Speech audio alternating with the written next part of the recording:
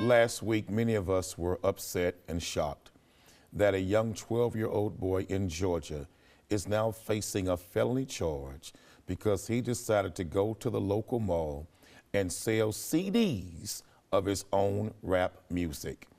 A police officer who did not like the fact he was there selling his own music, being a young entrepreneur, grabbed a young man in a very aggressive hold in front of his auntie. She didn't like it. She was irate. She was upset.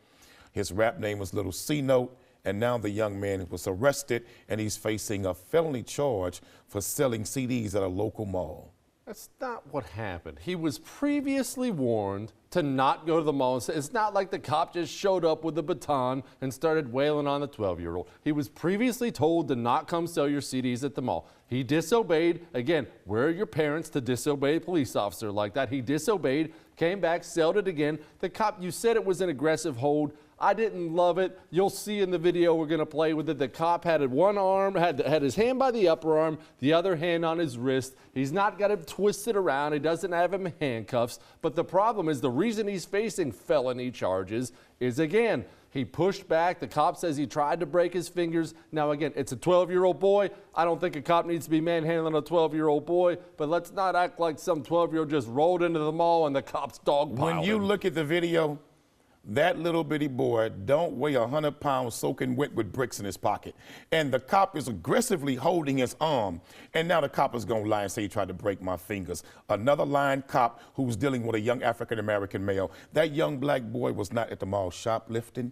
He wasn't stealing. He wasn't breaking in cars in a parking lot. He wasn't committing a crime. He was there being a young entrepreneur, in the words of the street, hustling, not stealing, doing the right thing. You would think a police officer would have said to that young man, I admire your entrepreneur skills. I admire the fact that you could be doing something a whole lot worse, but what you're doing is using your own creative genius and talent to make money from your own music. Is that the I'd applauded that young man, pat him on his head and say, young man, don't get in nobody's way, but keep doing what you're doing. Is that the threshold now? Hey, well, at least he's not killing anybody. I guess it's fine. Well, thank God he's not shoplifting. I guess we should let it go. He's not allowed to do it. He's been previously told he wasn't allowed to do it. He decided to defy the order and go back and do it anyway.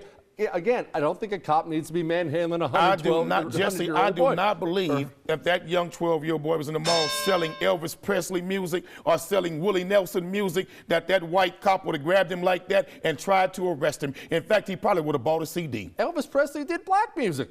Yeah, because Elvis Presley got all of his talent and got all of his ideas from black men on the muddy waters of the Mississippi, and they called him the king of what he learned from black people. So if Elvis was the king, you're looking at the people who were the king maker. Yeah, Elvis was the king because we made that king. That young 12-year-old boy should not have been put in jail. You know better than that, man.